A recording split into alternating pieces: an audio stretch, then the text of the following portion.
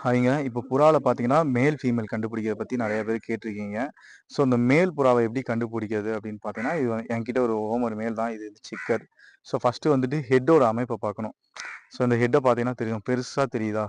So, எவ்வளோ பெருசா தெரியுதுன்னு பாருங்களேன்.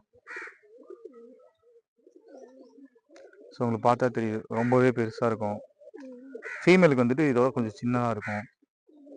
ஸோ, நல்லா பார்த்துக்கோங்க. ஹெட் தான். ஃபர்ஸ்ட்டு ஹெட்ட வச்சு கண்டுபிடிக்கிறோம். இந்த மாரி இருக்கும். அதுக்கப்புறம் இன்னொரு ட்ரிக் சொல்றேன். ஸோ இது வந்து ஒரு ஃபீமேல்ல செக்கர் ஓமரு. ஸோ இதோட ஹெட் சைஸை பார்த்தீங்கன்னா அந்த மேலே கம்பேர் பண்ண மாதிரி ரொம்ப சின்னதாக இருக்கும் தலைக்கட்டு. ஸோ பாருங்களேன், தலைக்கட்டை ஜூம் பண்ணி காமிக்கிறேன் நான் உங்களுக்கு.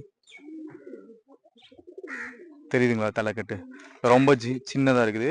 அதுக்கப்புறம் பார்த்தீங்கன்னா இந்த பீக்கு.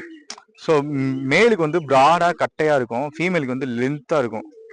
தெரியுங்களா? லென்த்தாக நீட்டமாக இருக்கும். அதுக்கு வந்துட்டு கொஞ்சம் ஹார்டாக கட்டை இருக்கும். புறா சைஸ் வேரியில் வந்துட்டு மேல் வந்து ரொம்ப பெருசாகவும் இருக்கும், இந்த ஃபீமேல் வந்து ரொம்ப ஷார்ட்டாகவும் கொஞ்சம் ஹைட் வந்து கம்மியாக இருக்கும்.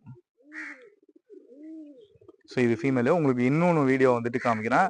ஸோ அதில் வந்துட்டு மேல் வந்து ஈஸியாக கண்டுபிடிக்கிற முறை. இது வந்துட்டு நான் புறாவை கையில் வச்சு காமிக்கிறனால. ஸோ ரெண்டுமே ஒரே சைஸில் இருக்குது, கண்டுபிடிக்க முடியல அப்படின்றவங்களுக்கு வெளியில் விட்டு காமிக்கிறேன்.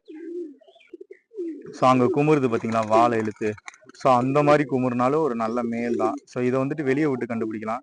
ஃபீமேல் எப்படி இருக்குது, இந்த மேல் எப்படி இருக்குன்னு பார்த்துக்கோங்க. So size vary. அது வந்து ஹோமர், இது வந்து சாதா புறா.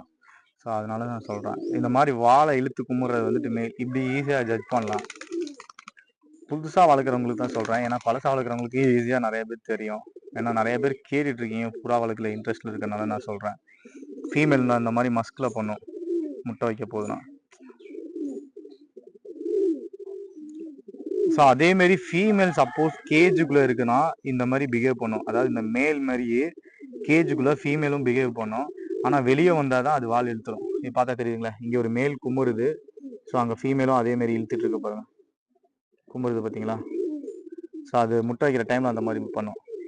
மற்றபடி மேல்னா இப்படி தான் இருக்கும், ஒரு நல்ல மேல்னா. ஓகேங்களா? சரி, நெக்ஸ்ட் வீடியோவில் நம்ம வந்துட்டு இந்த புறாவுக்கு தம் பவுட்ரு கொடுத்தா புறா நல்லா பறக்கும்னு நிறைய பேர் சொல்லிட்டு இருக்காங்க. அது உண்மையா பொய்யான்னு சொல்லிட்டு இந்த வீடியோவில் கமெண்ட்ஸ் பண்ணுங்கள். நான் அந்த வீடியோ ஃபுல் வீடியோ போடுறேன்.